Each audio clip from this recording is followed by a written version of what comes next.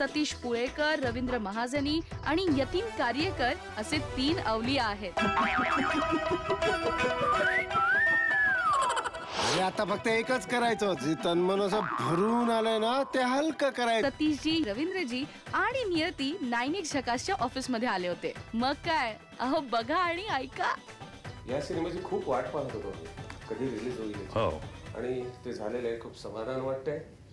काय नियती ते हसतेच आहे मला झाल्यापासून, म्हणजे तिचा आनंद गगनात मावत नाही असं झालेलं आहे. माझ्यासाठी हा डेब्यू होता. सो फायनली मी मराठी इंडस्ट्रीमध्ये एंटर केलेलं आहे. माझा डेब्यू साठी मला जी पहिली मूवी मिळाली होती, I am really glad and I am very happy की मला ही मूवी मिळाली, कारण मला या तिघांबरोबर काम करायला मिळालं.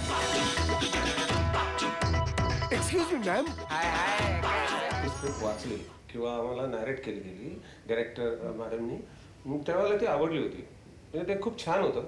एक मनात विचार येऊन गेला की अशा पद्धतीचा हिंदी सिनेमा आलेला आहे का. पण नंतर ज्यावेळेला एकंदरीत पाहिलं किंवा सुरू झालं तेव्हा लक्षात आलं की नाही, ते फक्त ती एक आयडिया होती ती त्या पद्धतीची. आणि ही स्क्रिप्ट खूप वेगळी आहे.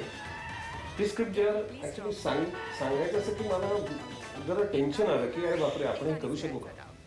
कारण अशा पद्धतीची भयात भूमिका मी अजून केलेली नव्हती कधी, किंवा करता येईल की नाही मला माहीत नव्हतं. पण डायरेक्टर आहेत, त्यांनी माझ्याकडनं ते करून घेतलेली. मी बरेच चित्रपट केलेत नाही, 100-125 चित्रपट झालेले आहेत, परंतु अशा प्रकारचा सिनेमा मी अजूनपर्यंत केलेला नव्हता. आणि तो एक म्हणजे कॉमेडीज केल्या नाही असं नाही, म्हणजे पण सॉफिस्टिकेटेड कॉमेडीज खूप केल्या.